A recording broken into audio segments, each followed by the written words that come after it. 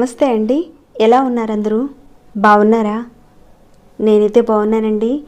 మీ అందరికీ అమ్మవారి ఆశీస్సులు ఎల్లప్పుడూ ఉండాలని కోరుకుంటూ ఈ రోజున ఒక మంచి పరిహారాన్ని తీసుకొచ్చానండి.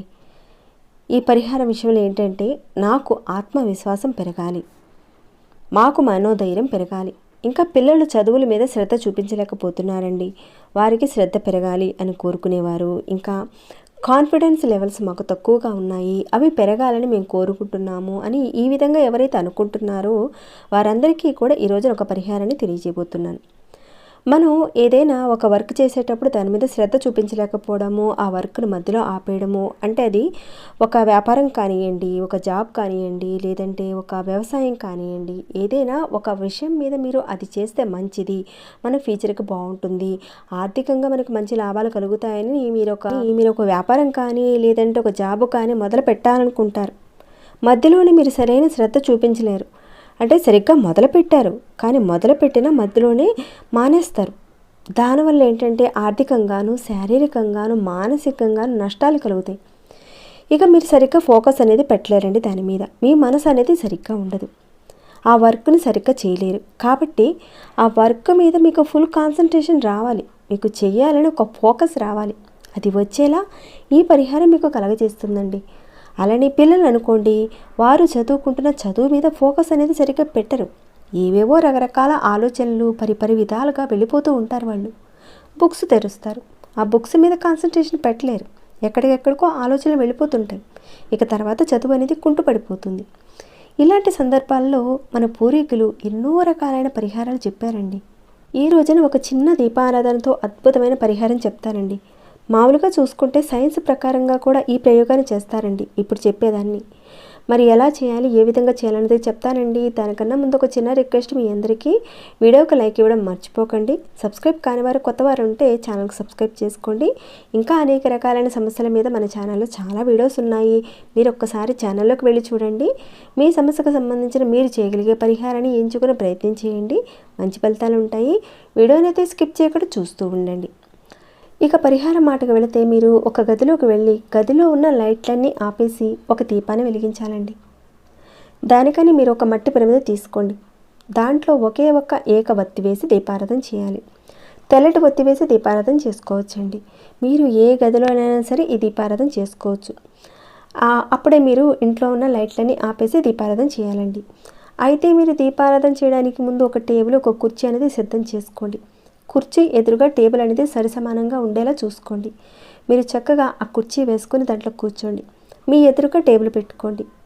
ఆ టేబుల్ మీద ఈ ప్రమిది పెట్టి దాంట్లో ఆయిల్ వేసి ఒకే ఒక్క వత్తిని వేసి దీపారాధన చేయాలండి.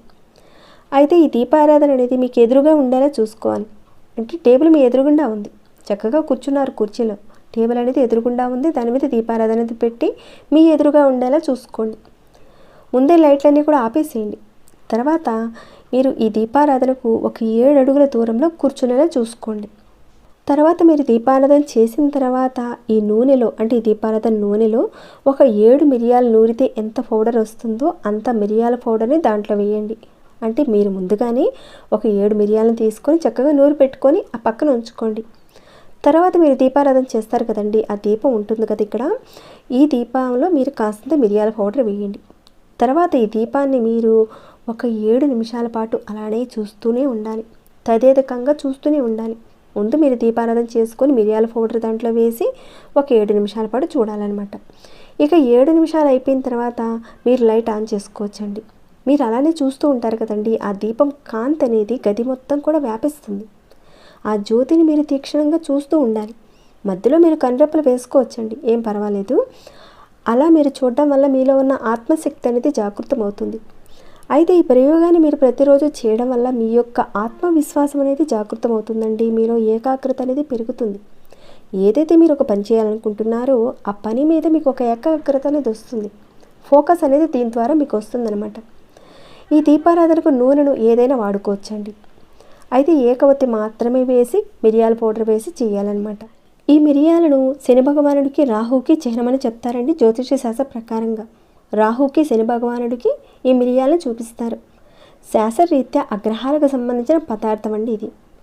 దీనిలో మీ మనసుకి ఇబ్బంది కలిగించి ఆ ఫోకస్ దెబ్బతీసేది ఏదైతే ఉందో అంటే ఆ శక్తి ఈ నూనె ఈ పౌడర్ ద్వారా ఈ ఒత్తికి వెళుతుంది. ఇది వెలుగుతున్నప్పుడు అందులో నుంచి కొంత అంటే ఆ సారం అనేది ఈ ఒత్తి ద్వారా ఆ వెలుగులోకి వస్తుంది. అప్పుడు మీ రూమ్ చీకటిగా ఉన్నప్పుడు ఆ జ్యోతి మీద మీ ఫోకస్ అనేది ఉన్నప్పుడు ఒక 7 నిమిషాల పాటు మీరు చూస్తూ ఉంటారు. అప్పుడు ఆటోమేటిక్గా మీలో ఉన్న ఆత్మశక్తి ఉత్తేజితం అవుతుంది. ఎవరికైతే ఇలాంటి ఇబ్బంది ఉందనుకుంటున్నారో ఈ చిన్న ప్రయత్నం చేసి చూడండి. మీకు తెలియకుండానే అద్భుతమైన శక్తి మీలో ప్రవేశిస్తుంది.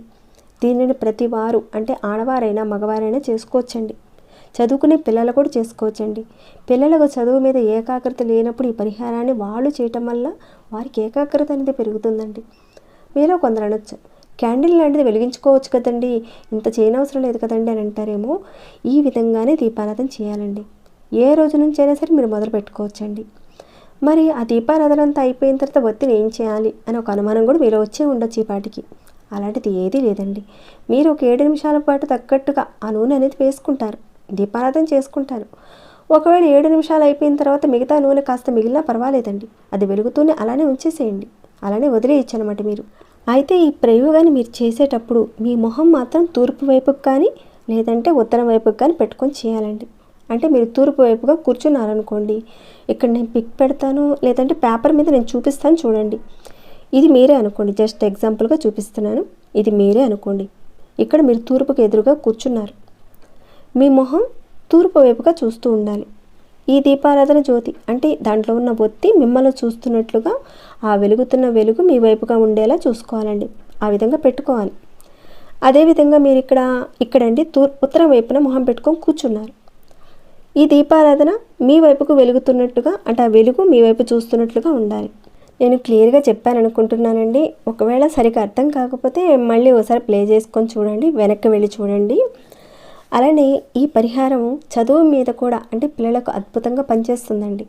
వాళ్ళ దృష్టిని చదువు మీద పెట్టగలుగుతారు ఈ పరిహారం చేసుకుంటే. వృత్తి వ్యాపారాల్లో ఉన్నవారు సరైన నిర్ణయాలు తీసుకోలేని వారు ఉంటారు కదండి, మీరు సరైన నిర్ణయాలు తీసుకోగలుగుతారు. నమ్మకంతో విశ్వాసంతో చేయండి, మంచి ఫలితాలు ఉంటాయండి.